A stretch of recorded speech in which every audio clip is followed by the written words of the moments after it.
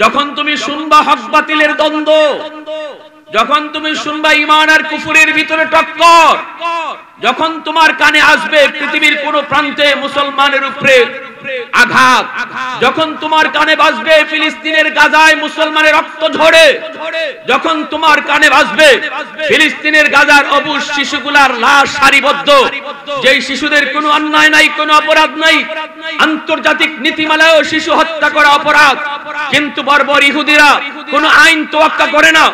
ইসরায়েলের প্রধানমন্ত্রী নেতানিয়াহুর কাছে জাতিসংঘের কোনো আইন নাই, কোনো আইন তোয়াক্কা করে না।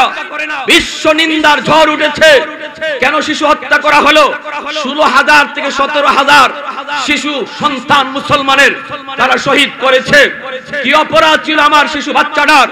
কোনো অপরাধ তার নাই। শিশুরা দুনিয়াতে কে দুশমন জানে না, শিশুদের কাছে সবাই হলো আপন। কিন্তু আজ মুসলমান শিশুরা, গাজার শিশুরা ইসরায়েলিদের কাছে নিরাপদ নয়। আজ ইসরায়েলের কারাগারে মুসলিম বোনের আর্তচিৎকার, এই আওয়াজ যদি তোমার কানে পৌঁছে, তখন আর তুমি নরম থাকতে পারো না। তখন তুমি আগুনের চেয়েও বেশি গরম, তলোয়ারের চেয়েও ধারালো, পাথরের চেয়েও ভারী। এখানে তোমার আওয়াজ মোটা করতে হবে, এখানে তোমাকে গরম হতে হবে। এর নাম হলো মুসলমান। আওয়াজ দিয়া বলেন ঠিক কিনা?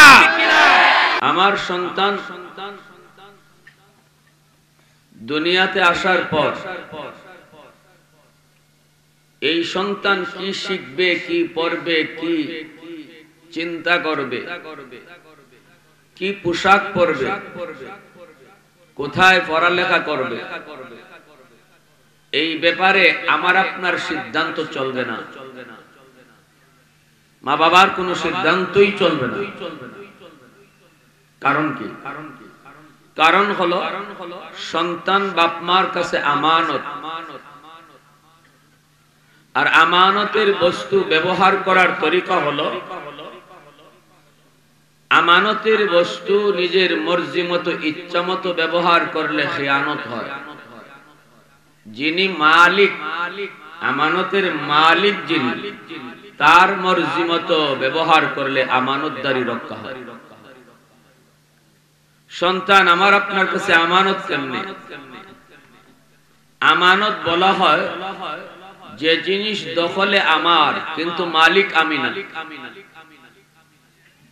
এমন যত জিনিস আছে সব জিনিস আমানত, দখলে আছে আমার। যেমন এই দেহ দখলে আমার, কিন্তু দেহের মালিক আমি না, আল্লাহ। এজন্য এই দেহের উপরে আমার কোনো সিদ্ধান্ত চলবে না। মন চাইলাম আমি হাত কেটে ফেলবো, অসম্ভব। মন চাইলাম আমি কোন অঙ্গ বিক্রি করে দিব, অসম্ভব। এটা হবে না, হারাম। কারণ দেহের মালিক আমি না, মালিককে জোরে বলেন আল্লাহ। এই যে জান, প্রাণ প্রত্যেকের সাথে আছে। এই প্রাণটাও আমার আপনার দখলে, জানটাও দখলে, কিন্তু মালিক আমি না। জানের মালিক কে? আল্লাহ। এজন্যই একজন মানুষ চাইলেই এই কথা বলতে পারে না, আমার জীবন আমি দিব, আবার জিগাইমু কারে। এই কথা বলার কোনো সুযোগ নাই। কারণ আমার জান আমি দিব মানে জানের মালিক তো তুমি না, মালিক কে? আল্লাহ। অতএব এই জানটাও আমার মর্জি মতো যেভাবে খুশি যেখানে খুশি দেওয়া যাবে না। যিনি মালিক তার মর্জি মতো এই জানটা ব্যয় করতে হবে, তবেই আমানতদারি রক্ষা হবে। কথাটা বুঝে আসছে? এই হিসাবে সন্তান দখলে আছে আমাদের, কিন্তু সন্তানের মালিক আমি না, মালিক কে? আল্লাহ। এজন্যই সন্তানের ব্যাপারে মা বাবা তার নিজস্ব চিন্তাধারা ব্যবহার করতে পারবে না। আল্লাহর মর্জি মতো সন্তানকে চালাইতে হবে, সন্তানকে লালন পালন করতে হবে, সন্তানকে পড়াইতে হবে, সন্তানকে কি পোশাক পরাইতে হবে, সন্তানরে কি দেখাইতে হবে, সন্তানরে কি বুঝাইতে হবে, এই ব্যাপারে কোনো বাপ মার সিদ্ধান্ত চলবে না। কারণ বাপ মা সন্তানের মালিক না, বাপ মা হলো আমানতদার, আর মালিক হলেন আল্লাহ। এজন্য আমার সন্তানের সবকিছুর ব্যাপারে সিদ্ধান্ত চলবে আল্লাহর মর্জি মতো। কার মর্জি মতো? আল্লাহর মর্জি। কেউ যদি আল্লাহর মর্জি মতো সন্তানকে লালন পালন করে, তাহলে আমানতদারি রক্ষা হবে। আর যদি কেউ নিজের মর্জি চালায়, আল্লাহর মর্জির তোয়াক্কা না করে, তাহলে খিয়ানত হবে, আমানতে খিয়ানত। নবী বলেন ইযা যুইয়াতিল আমানাতু ফান্তাজিরিস সাআ। সমাজের মানুষ যখন খুব অহরহ আমানতে খিয়ানত করবে, তখনই তোমরা কিয়ামতের অপেক্ষা করো। আর হাদিসে নবী বলেন লা ঈমান লিমাল্লা আমানাত লা। যার মধ্যে আমানতদারি নাই তার ঈমান নাই। অর্থাৎ যে মানুষটা আমানতদারিটাকে খুব বেশি বেশি খিয়ানত করবে, আমানতদারি বুঝবেই না, বোঝা যায়, তার আশঙ্কা করা যায় তার মরণের সময় ঈমান সাথে যাবে না। যার কাছে আমানতদারি মর্যাদা নাই, মূল্য নাই। আল্লাহর নবী তার হাদিস শরীফে বলেন কুল্লু মাউলুদিন ইউলাদু আলাল ফিতরা ফাআবাওয়াহু ইউহাব্বিদানিহি আও ইউনাসসিরানিহি আও ইউমাজ্জিসানিহি। দ্বীনের নবী, মায়ার নবী, তিনি বলেন সমস্ত সন্তান দুনিয়াতে আগমন করে আল্লাহর পরিচয় নিয়া। ইহুদির সন্তানটাও দুনিয়াতে আসে আল্লাহকে লইয়া, আল্লাহর পরিচয় নিয়া। নাসারার সন্তানও দুনিয়াতে আসে এক আল্লাহর পরিচয় নিয়া। হিন্দুর সন্তানও দুনিয়াতে আসে এক আল্লাহর পরিচয় করে যায় নিয়া। এরপরে নবী বলেন তার মা তার বাবা তারে ইহুদি বানায়, তারে নাসারা বানায়, তারে মুশরিক বানায়। নবীর হাদিস থেকে বোঝা গেল দুনিয়াতে সমস্ত সন্তান আগমন করে আল্লাহর ওলি হইয়া। মঈনুদ্দিন চিশতি, আব্দুল কাদের জিলানীর মতো আমার আপনার সন্তানও দুনিয়াতে আগমন করেছে। এই রকম ওলি আল্লাহ হইয়াই দুনিয়াতে এসেছে। এইভাবে আল্লাহরে পরিচয়, আল্লাহরে চিনে সে দুনিয়াতে এসেছে। এইবার যদি তার বুজুর্গি নষ্ট করা হয়, তার বিলায়াত যদি নষ্ট হয়, তাহলে আল্লাহর নবী বলেন এক নম্বরে দায়ী হলো তার মা তার বাবা। বাপ মা তারে এই পথ থেকে সরায়, ঘরের পরিবেশ তারে এই পথ থেকে সরায়, সমাজের পরিবেশ এই তারে এই পথ এই লাইন থেকে সরায়। মাদ্রাসা যদি না দেয়, স্কুল কলেজে এমন কোন প্রতিষ্ঠানে যদি পড়ায়, ওই প্রতিষ্ঠানের পরিবেশ তার বিলায়াত নষ্ট করে। এজন্য বলি যুবক, একটু দিলটা নরম করে শুনো। যেই সমস্ত বাপ মা সন্তানের আমানতদারির ভিতরে খেয়ানত করবে, আল্লাহর গোলাম, কিয়ামতের মাঠে এই সন্তানই বাপ মাকে আল্লাহর দরবারে আসামি বানাবে। সন্তান যদি জাহান্নামী হয়, বলবে মালিক আমি তো শিশু ছিলাম, আমি তো এত কিছু বুঝতাম না, কোথায় পড়ালেখা করব, কি চিন্তা ফিকির করব, কেমন পোশাক পরব, আমি তো বুঝতাম না। আমার বাবা বুঝতেন, মা বুঝতেন, কেন তারা আমাকে ওই পড়া পড়াইলো না? কেন তারা আমাকে ওই পরিবেশে বড় করলো না? কেন আমাকে ধর্মীয় পরিবেশে লালন পালন করা হলো না? যার কারণে আজকে আমি বেনামাজি, যার কারণে আজকে আমি সুদখোর, যার কারণে আজকে আমি ঘুষখোর, যার কারণে আজকে আমি গুনাহগার নাফরমান। ও মালিক, আমার মাকে ডাকো, আমার বাবাকে ডাকো, এই বাপ মারে ডাকো। রব্বানা আতিহিম দিফাইল মিনাল আযাব ওয়ালআনহুম লানান কাবীরা। আল্লাহ আমার বাপ মারে ডাবল শাস্তি দাও, ডাবল শাস্তি দাও। সন্তান সেদিন আল্লাহর আদালতে বাদী হবে, আর বাপ মা সেদিন আল্লাহর কাঠগড়ায় আসামি হবে। যেই সন্তানের জন্য তুমি রাতকে দিন বানাও,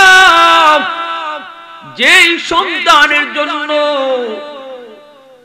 তোমার এত শ্রম, এত মায়া, এত মহব্বত, এই সন্তান কিয়ামতের ময়দানে বহু মা বহু বাবাকে আল্লাহর কাছে আসামি বানায় দিবে। কারণ হাসরের ময়দান হবে এমন কঠিন এক ময়দান, যেই ময়দানে কেউ কারো জন্য বিন্দু পরিমাণ দয়া দেখাবে না। সবাই চাইবে আরেকজনের গায়ে দোষ দিয়া কেমনি নিজে বাঁচা যায়। স্ত্রী চাইবে স্বামীর উপরে দোষ দিয়া কিভাবে স্ত্রী বাঁচতে পারে, এরকম স্বামী চাইবে স্ত্রীর গায়ে দোষ দিয়া কেমনে বাঁচতে পারে। সন্তান চাইবে বাপ মার গায়ে দোষ দিয়া কেমনে আল্লাহর কাছে বাঁচতে পারে। আবার বাপ মা চাইবে কেমনে সন্তানের উপরে দোষ দিয়া কেমনে বাপ মা বাঁচতে পারে? এমন এক কঠিন ময়দান, এমন এক কঠিন ময়দান, ইয়াউমা ইয়াফিরুল মারউ মিন আখিহি ওয়া উম্মিহি ওয়া আবিহি ওয়া সাহিবাতিহি ওয়া বানিহি লিকুল্লি ইমরিইন মিনহুম ইয়াউমাইযিন শা'নুন ইউগনি। প্রতিটা মানুষ ওই দিন নিজের চিন্তায় ব্যস্ত থাকবে, কেউ কারো দিকে বিন্দু পরিমাণ দয়া দেখানোর চিন্তা করবে না। ওই দিন মা বাবাকে আসামি বানিয়ে দিবে সন্তান। এজন্য বাপ মার সিদ্ধান্ত দুনিয়াতে যদি সঠিক হয় রে যুবক, তাহলে আমার সন্তান জন্ম নিবে যেমন ভাবে আল্লাহর ওলি হইয়া, কবরও যাবে আল্লাহর ওলি হইয়া। জন্ম নিছে আল্লাহর ওলি হইয়া, সে কবরেও যাবে আল্লাহর ওলি হইয়া, যদি বাপ মার সিদ্ধান্ত সঠিক হয়। কেমন? ঘরের পরিবেশ ধর্মীয় পরিবেশ, পোশাক আশাকের পরিবেশ ধর্মীয় পরিবেশ, পোশাক পরায় তো ধর্মীয় পোশাক পরায়, ঘরের পরিবেশ রাখে তো ধর্মীয় পরিবেশ রাখে, পড়ালেখা করায় তো ধর্মীয় পরিবেশে পড়ালেখা করায়। এইভাবে যদি কোনো একজন মা কোনো বাবা খাওয়ায় তো হালাল খানা খাওয়ায়, হারাম থেকে সন্তানরে দূরে রাখে, তাহলে এই সন্তান কবর পর্যন্ত সে মঈনুদ্দিন চিশতির মতো আল্লাহর ওলি হইয়াই কবরে যাবে। সুবহানাল্লাহ। আওয়াজ দিতে রাজি আছি সবাই? ইনশাআল্লাহ রাজি আছি? কথা বুঝেন আমার? জায়গা মতো কিন্তু আওয়াজ আমাদের গরম করতে হবে, আওয়াজ উঁচা করতে হবে, বড় করতে হবে, আবার সময় মতো আওয়াজ আমাদের নরম হবে। এটা আমরা বুঝি না, কার সামনে যে আওয়াজ গরম হইব, কার সামনে যে আওয়াজ নরম হইব, এটা আমরা বুঝি না। এক্ষেত্রে ইসলামের রুল রয়েছে, ইসলামের রুল রয়েছে। আপনি বেজাগায় গরম হইলে চলবে না, জায়গা মতো গরম হইতে হবে। জায়গা মতো যদি কেউ গরম না হয়, তাহলে তার ইমানের ঘাটতি আছে। আওয়াজ দিয়ে বলেন ঠিক না? মুহাম্মাদুর রাসূলুল্লাহ ওয়াল্লাযীনা মাহু আশিদ্দাউ আলাল কুফফার রুহামাউ বাইনাহুম। আল্লাহ বলেন আমার নবী, নবীর সাহাবীদের আদর্শ হলো তারা সময় মতো খুব গরম, আবার সময় মতো খুব নরম। মানুষ বুঝছে এরা গরম হয়, সময় বুঝছে গরম হয়, আবার মানুষ বুঝছে নরম হয়। এটা নবী, নবীর সাহাবীদের আখলাক। কোথায় হবে নরম, কোথায় হবে গরম, কোথায় আমার আওয়াজ হবে বড়, কোথায় হবে আমার আওয়াজ ছোট। আল্লাহ বলেন আশিদ্দাউ আলাল কুফফার রুহামাউ বাইনাহুম। আজ যদি আমাদের ভিতরে শুধু এই দুইটা গুণ থাকতো, তাম পৃথিবীতে কি নিজেরা নিজেরা অতি নরম, মুসলমানে মুসলমানে ঝগড়া নয়, মুসলমানে মুসলমানে কাটাকাটি নয়, মুসলমানে মুসলমানে মামলা নয়, মুসলমানে মুসলমানে হামলা নয়। মুসলমানের সামনে তুমি গরম হইও না, এটা গরম হওয়ার জায়গা না। এখানে তুমি নরম থাকো, এখানে কি দেখো নরম থাকো। কারণ মুসলমান মনে রাখবা, আমার আরেক মুসলমান ভাইয়ের সাথে আমার সম্পর্ক হলো ঈমানের সম্পর্ক। রক্তের সম্পর্কের চেয়ে ঈমানের সম্পর্ক এর ভিতর এর গভীরতা বেশি। রক্তের সম্পর্ক কখনো অস্বীকার করা যায়, ঈমানের সম্পর্ক অস্বীকার করা যায় না। রক্তের সম্পর্কের ভাই কলিজায় যদি ঈমান না থাকে ভাই বলা যায় না। রক্তের সম্পর্কের সন্তান কলিজায় যদি ঈমান না থাকে সন্তান বলা যায় না। এজন্যই নূহ নবী বলেছিলেন, আল্লাহ আমার সন্তান কেনান পানিতে ডুবে মরে যায়, তুমি না বলেছো আমার আহালকে বাঁচাবা, আমার সন্তান কেনানকে বাঁচাও। কিন্তু আল্লাহ জবাব দিলেন কি, লাইসা মিন আহলি। সাবধান, একবার শুধু বলছো সন্তান, আর বইলো না। কেনান তোমার সন্তান নয়, কারণ তার কলিজায় ঈমান নাই, তার দিলে ঈমান নাই। আর ঈমান না থাকলে সম্পর্ক মুসলমানের হয় না, অতএব কেনানকে সন্তান বলবা না। তাহলে আল্লাহ প্রমাণ করে দিলেন মুসলমানের সম্পর্ক হয় ঈমানের দ্বারা, ঠিক কিনা? ঈমানের দ্বারা সম্পর্ক হয়। এজন্যই বদরের যুদ্ধে হযরত আবু বকর সিদ্দিক রাদিয়াল্লাহু তাআলা আনহু নবীর পক্ষে, সিদ্দিক আকবরের সন্তান আবু জাহেলের পক্ষে যুদ্ধ হলো বদরে। মুসলমান জয়ী হলো, 70 জন বন্দী হলো। এর ভিতরে অধিকাংশই পরে কালেমা পড়ে মুসলমান হলো। সিদ্দিক আকবরের সন্তানও কালেমা পড়ে মুসলমান হয়েছে। মুসলমান হওয়ার পরে সন্তান বাবাকে বলে, বাবা বদরে তুমি আমার সামনে 3 বার পড়ছো। কয়বার? জোরে বলেন। 3 বার পড়ছো, কিন্তু আমি তলোয়ার চালাই নাই। সিদ্দিক আকবর বলে, কেন রে বা? কারণ তলোয়ার চালাইতেই দেখি তুমি আমার আব্বা। তখনই আর আমার তলোয়ার চলে না। এবার সিদ্দিক আকবর বলেন, শুনেন সিদ্দিক কি বলে। সিদ্দিক বলেন, বাবা শুন, 3 বার পড়ছি তুই মারলি না, কিন্তু আমার কথা শুন, আমি বাবার কথা শুন। একবার যদি তুই শুধু আমার সামনে পড়তি বদরে, খোদার কসম প্রথমবারই আমি তোর কল্লা আলোক করে দিতাম। কারণ আমাদের কাছে সন্তান বড় নয়, আল্লাহ বড়, ঠিক কি না? সন্তানের মহব্বত বড় নয়, আল্লাহ বড়। সন্তান ছাড়তে পারি, আল্লাহকে ছাড়তে পারি না। সন্তানের মায়া ত্যাগ করতে পারি, আল্লাহর মহব্বত ত্যাগ করতে পারি না। তোমরা যুদ্ধ করেছিলে ক্ষমতার জন্য, আর আমরা বদরে গিয়েছিলাম আল্লাহকে খুশি করার জন্য, ঠিক কি না? জোরে বলেন।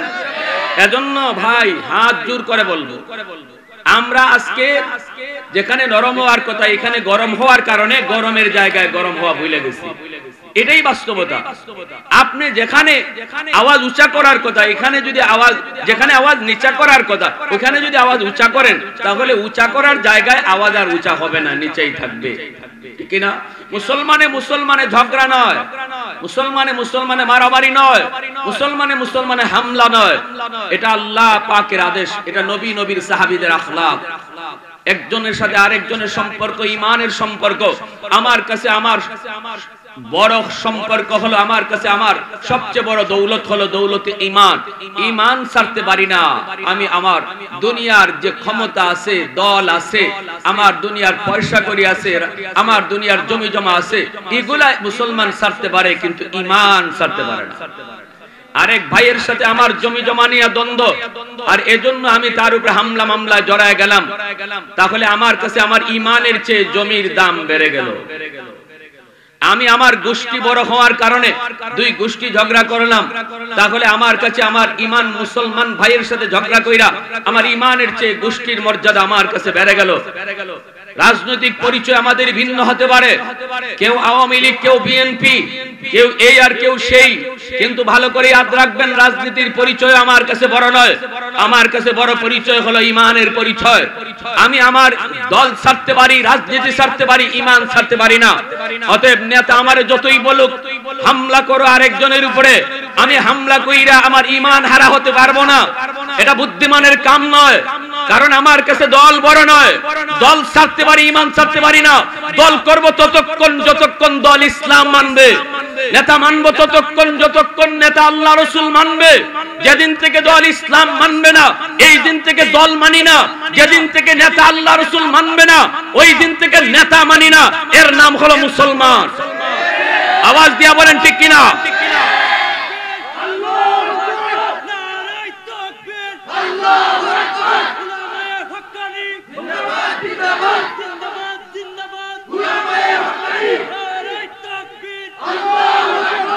জানি না সামনের দিনগুলো আমাদের দেশে কেমন আসে, জানি না, কপালে আল্লাহ কি রাখছে, তবে বাপ বেশি বালা না।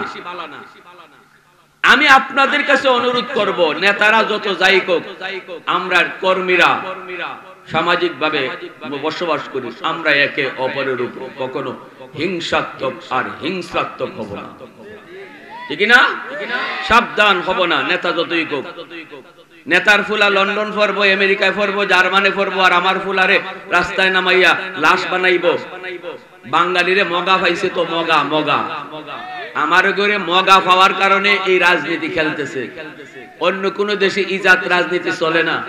সবার আগে অন্য দেশের পাবলিকে কইব, রাস্তা আমার ফুলা ফলে নামবো, তোমার ফুলারে তোমার ফুয়ারে লন্ডন থেকে আনাও, আইনা রাস্তায় আগে নামাও, ঠিক না? আমার ফুয়ার হাতে অস্ত্র পরে দাও, আগে তোমার ফুয়ারে জার্মান থেকে আনাও, ঠিক না? এগুলা কইতো, কিন্তু আমরা কই না, তো আমরা কই না। এজন্য আমার ঘরে মগা হয়েছে। সাবধান আমার ভাই, সাবধান। দেশটা শান্ত করেন, শান্ত করেন। আমরা কর্মীরা যদি শান্ত হয়ে যায়, এইবার নেতারা দেখি কদ্দুর আঙ্গুল সুস্থ পারে। টেলিভিশনের পর্দায় বইয়ে বইয়ে দেখবো আমার ফুলা আর তোমার ফুলা কেমনে মরে। নেতায় টেলিভিশনে পর্দায় বইয়ে দেখবো, যুদ্ধে নামাইয়া, মাঠে নামাইয়া ও দেখবো কেমনে মরে। এজন্য আল্লাহর দোহাই, রুহামা ও বাইনাহুম, সাবধান। আল্লাহ বলে নিজেরা নিজেরা ঝগড়া করো না, দ্বন্দ্বে যেও না। এক ভাই গরম হয়ে গেছে, তুমি নরম হয়ে যাও। গরমের জায়গা আছে কোথায়? আশিদ্দাউ আলাল কুফার, যখন তুমি শুনবা হক বাতিলের দ্বন্দ্ব, যখন তুমি শুনবা ঈমান আর কুফরের ভিতরে টক্কর, যখন তোমার কানে আসবে পৃথিবীর কোন প্রান্তে মুসলমানের উপরে আঘাত, যখন তোমার কানে বাজবে ফিলিস্তিনের গাজায় মুসলমানের রক্ত ঝরে, যখন তোমার কানে বাজবে ফিলিস্তিনের গাজার অবুঝ শিশুগুলার লাশ সারিবদ্ধ, যেই শিশুদের কোনো অন্যায় নাই, কোনো অপরাধ নাই, আন্তর্জাতিক নীতিমালায়ও শিশু হত্যা করা অপরাধ, কিন্তু বর্বর ইহুদিরা কোনো আইন তোয়াক্কা করে না। ইসরায়েলের প্রধানমন্ত্রী নেতানিয়াহুর কাছে জাতিসংঘের কোনো আইন নাই, কোনো আইন তোয়াক্কা করে না।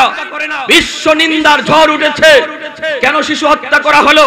16,000 থেকে 17,000 শিশু সন্তান মুসলমানের তারা শহীদ করেছে। কি অপরাধ ছিল আমার শিশু বাচ্চাটার?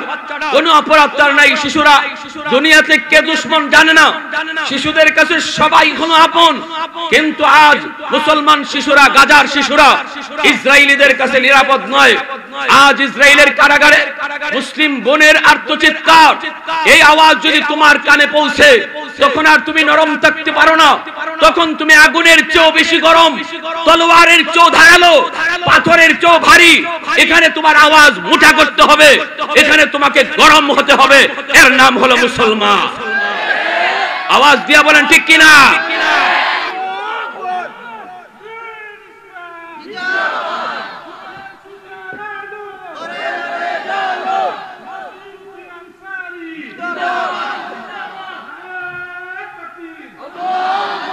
পশ্চিমাদের চোখ পড়েছে কাবা ঘরের প্রান্তরে, ব্রিটিশ দালাল দল বেঁধেছে ধ্বংস করতে চায় কারে।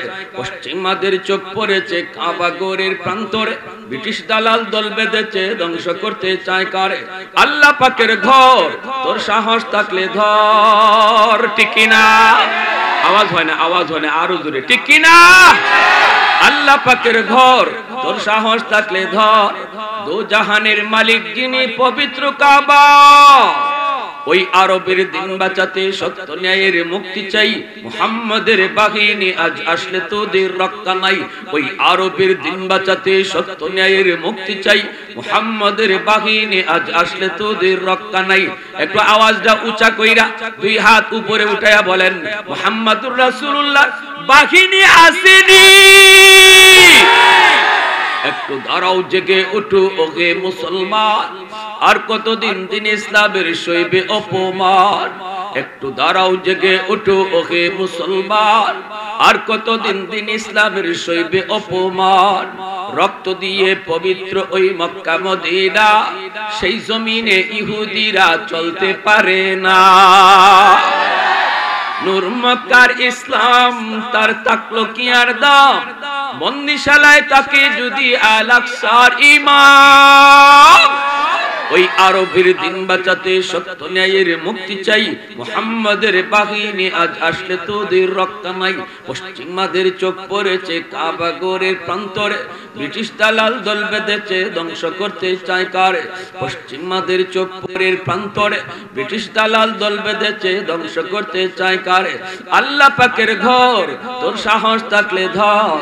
দো জাহানের মালিক যিনি পবিত্র কাবা, ওই আরবের দিন বাঁচাতে সত্য ন্যায়ের মুক্তি চাই। মুহাম্মাদের বাহিনী আজ আসলে তোদের রক্ষা নাই। মুহাম্মাদুর রাসূলুল্লাহর বাহিনী আসেনি রে যুবক, একটু দুই হাত উঠায় বলো আসেনি। একটু জোরে বলো আসেনি। একটু জোরে কও আল্লাহু আকবার। হয় নাই? আরো জোরে আল্লাহু আকবার। আল্লাহু আকবার। যুবক হাত উঁচা করে আমাকে জবাব দিবা, যদি যদি যদি ফিলিস্তিনে যাওয়ার কোন রাস্তা বাংলাদেশ সরকার দেয়, আমি স্বীকৃতি চাই। কেন? কারণ নবী বলেছেন, মনের ভিতরে জিহাদি ভাব যদি কারো না থাকে আর এই অবস্থায় মরণ হয়, মুনাফিকের মরণ হবে। আমাদের বর্ডার ফিলিস্তিন নয়, আমাদের বর্ডার গাজা নয়। গতকাল ইয়েমেনে হামলা করেছে আমেরিকা নিজে, কারণ ইয়েমেনের হুতিরা আমাদের মুজাহিদদের পক্ষে দাঁড়াইছে। সৌদি দাঁড়ায় নাই, মিশর দাঁড়ায় নাই, জর্দান দাঁড়ায় নাই। অথচ মিশর হলো ফিলিস্তিনের বর্ডার, জর্ডান হলো ফিলিস্তিনের বর্ডার, তাদের উপরে এই মুহূর্তে কাঁধে কাঁধ মিলাইয়া ফিলিস্তিনের মানুষের পাশে দাঁড়ানো ফরজে আইন হয়েছে। ফুকাহে কেরামের ফতোয়া, জিহাদে শরীক হওয়া তাদের উপরে ফরজে আইন, কারণ তারা বর্ডার, তারা চাইলেই জিহাদে অংশ নিতে পারে। কিন্তু আমার ভাইরা তারা আগে আসে নাই, আগে এসেছিল আমাদের ইয়েমেনের হুতিরা। আজ হুতিদের বিরুদ্ধে গতকাল হামলা হয়েছে, 16টি জায়গায় বিমান থেকে বোমা নিক্ষেপ করেছে আমেরিকার ব্রিটেন। দুই দেশ 10টা দেশ সম্মিলিতভাবে আঘাত করেছে। পৃথিবীর তৃতীয় বিশ্বযুদ্ধের দিকে রূপ নিচ্ছে, পৃথিবী তৃতীয় বিশ্বযুদ্ধের দিকে রূপ নিচ্ছে। तमाम পৃথিবী থমথমে অবস্থা। এখন ইরান কি করে, ইরান কি করে, এই দিকে সবাই তাকায় আছে। এই মুহূর্তে আমাদের বসে থাকার আর সুযোগ নাই, আমাদের ঘুমায় থাকার সুযোগ নাই। শুধু মনের ভাবটা আমি জানতে চাই, যদি কখনো আপনার সামনে জিহাদ করার সুবর্ণ সুযোগ তোমার সামনে চলে আসে যুবক, তাহলে ফিলিস্তিনের সে অবুঝ বাচ্চাটার হত্যার বদলা নিতে কোন কোন নওজোয়ান তৈয়ার? হাত উঠে আল্লাহকে দেখা।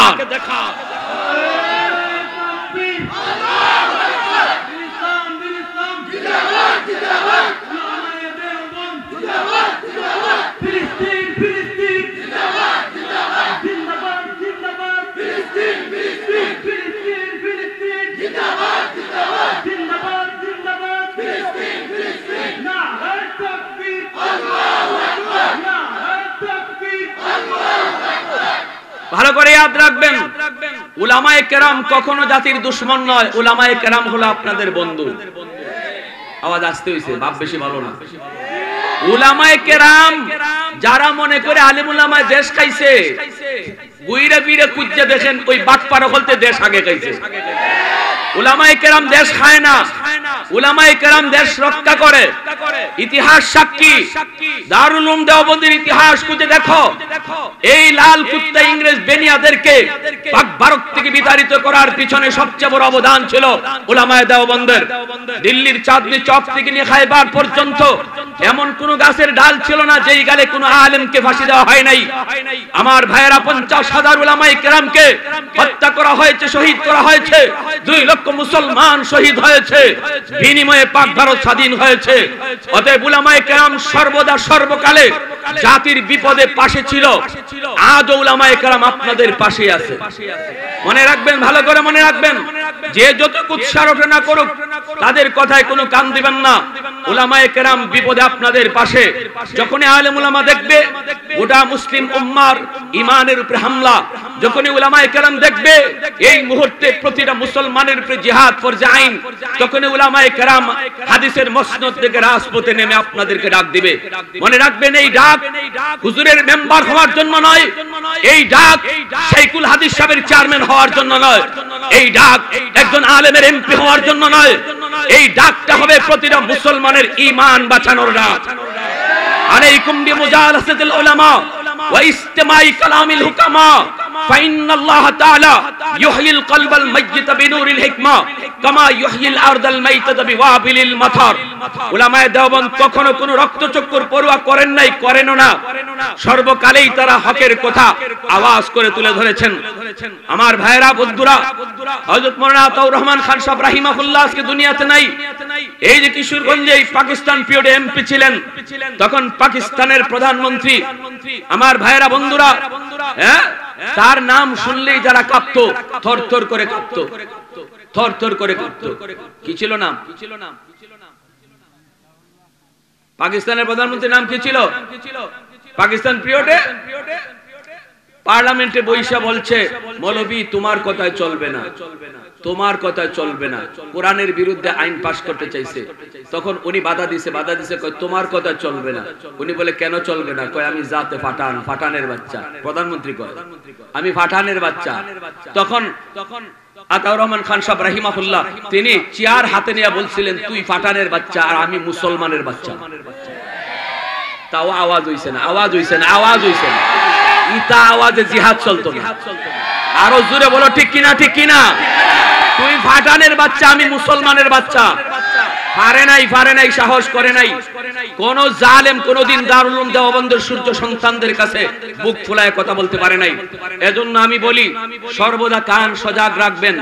দেশের পরিস্থিতি কোন দিকে যায়, বিশ্ব পরিস্থিতি কোন দিকে যায় কেউ জানে না, কিন্তু যখনই উলামায়ে কেরামের ডাক আসবে সবাই আমরা কোন ধরনের কান পড়া না শুনে আলেম উলামার সাথে রাজপথে নামবো, লাগলে জান দিব আল্লাহর জন্য, দ্বীনের জন্য তৈয়ার। কারা কারা হাত উঠে আল্লাহকে আবার দেখান।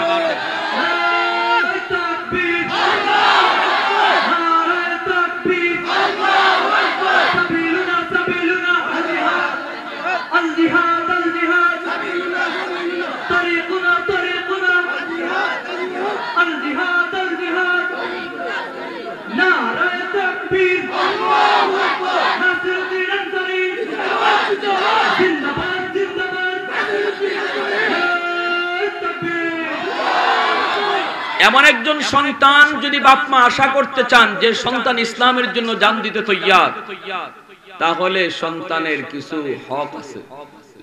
সন্তান লালন পালন আপনার বুঝে বাজে করতে হবে। সন্তান আপনি আপনার মর্জি মতো এমন প্রতিষ্ঠানে ভর্তি করবেন যেখানে গেলে ব্যাঙ্গের ভাল শিখায়। এই ছেলে বড় হইয়া জিহাদের কথা বুঝবে কি? ঠিক কিনা জোরে কও? যে সন্তান এমন প্রতিষ্ঠানে ভর্তি করবেন ঢুকলে পরে সাইকেল চালানি শিখায় আর ব্যাঙ্গের ভাল শিখায়, এই সন্তান বড় হইয়া জিহাদের মনের ভাব, জিহাদের ভাব আর জিহাদের কথা বুঝবে কি? এ বড় হইয়া কইব জিহাদ আর সন্ত্রাস এক। নাউজুবিল্লাহ জোরে কও। আর যদি সন্তানকে আল্লাহর মর্জি মতো লালন পালন করেন, আল্লাহর মর্জি মতো, তাহলে এই সন্তান বড় হওয়ার পরে যদি ঢাকা ইউনিভার্সিটি বাংলা বিভাগেও পড়ে তবুও সে বলবে আমি কোরআনের সৈনিক। নাস্তিকদের ভিড়ে গেলেও বলবে আমি কোরআনের সৈনিক। ডক্টর আল্লামা ডক্টর ইকবাল অক্সফোর্ড বিশ্ববিদ্যালয়ে লেখাপড়া করেছেন, সেখানেও তিনি ইংরেজদের বিরুদ্ধে কবিতা লিখেন। আদালতে মামলা হলো, ওনাকে কোর্টে তোলা হলো। জজ সাহেব জিজ্ঞেস করে আমাদের অক্সফোর্ডে পইরা তুমি আমাদের বিরুদ্ধে কবিতা লিখো, ঘটনা কি? ঘটনা কি? তোমার এখনো ইসলামী চেতনা রইল কেমনে? তখন ডক্টর ইকবাল বলেছিলেন শিশুকালে আমার কলিজায় আমার মা বাবা কোরআন ঢুকায় দিয়েছে।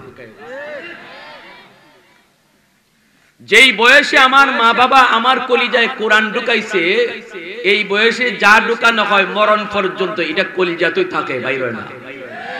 ঠিক কিনা? কলিজাতেই থাকে। কারণ শিশুদের দিল হলো কাদামাটির মতো, কাদামাটির ভিতরে আপনি যা লিখবেন এই লেখা বসে যায়, মাটি শক্ত হলে আর লেখা যায় না। এজন্য শিশুকালটা অত্যন্ত গুরুত্বপূর্ণ, অত্যন্ত গুরুত্বপূর্ণ। অবহেলা করার কোনো সুযোগ নেই যে আমার বাচ্চা বুঝে না, ঠিক আছে যা মন চায় করুক, বড় হইলে পরে বুঝবি মনে। জি না, শিশুকালে যে শিক্ষাটা তারা দেওয়া হয়, শিশুকালে তার যে জিনিসটা দেখানো হয়, শিশুকালে তার যে জিনিসটা বোঝানো হয়, এটা তার চোখে ভিডিও রেকর্ড হয় আর কানে অডিও রেকর্ড হয়। বড় হওয়ার পরে যখন সে সাপ্লাই করবে, এতদিন যা রেকর্ড করছে এটাই সাপ্লাই দিবে, ব্যতিক্রম কিছু বের হবে না। এজন্য মা বাবা সিদ্ধান্ত নিতে হবে শিশুকালে আমার সন্তানের চোখে আমি কি রেকর্ড করাবো, কোরআন তেলাওয়াতের দৃশ্য নাকি ড্যান্স আর নাচ। আমার সন্তানের চোখে কি রেকর্ড করাবো এই সিদ্ধান্ত নেবে বাপ মা। আমার সন্তানের কানে আমি গানের আওয়াজ রেকর্ড করাবো নাকি কোরআন তেলাওয়াতের আওয়াজ রেকর্ড করাবো এই সিদ্ধান্ত নেবে শিশুকালেই তার মা তার বাবা। যদি সন্তানের কানে গানের আওয়াজ রেকর্ড করানো হয়, বড় হওয়ার পরে সে গায়ক হবে, বড় হওয়ার পরে গানের পক্ষে কথা বলবে, যা রেকর্ড হয়েছে এটাই বাজবে। আর যদি শিশুকালে কোরআন রেকর্ড করানো হয়, কোরআনের আওয়াজ রেকর্ড করানো হয়, সে যদি ঢাকা ইউনিভার্সিটি নাস্তিকদের ভিড়েও যায়, সেখানে কোরআন তেলাওয়াতি বাজবে। আওয়াজ দিয়া বলেন ঠিক কিনা? আওয়াজ দিয়া বলেন ঠিক কিনা? এজন্য আল্লাহর নবী বলেছেন মনে রাখো কুল্লু মাউলুদিন ইউলাদু আলাল ফিতরা ফাআবাওয়াহু ইউহাব্বিদানিহি আও ইউনাসসিরানিহি আও ইউমাজ্জিসানিহি। সমস্ত সন্তান শিশুকালে আল্লাহর পরিচয় নিয়ে দুনিয়াতে আসে, এরপরে তার বিলায়াত নষ্ট করে তার বাপ মা, তার বিলায়াত নষ্ট করে ইহুদি বানায়, নাসারা বানায়, মুশরিক বানায়।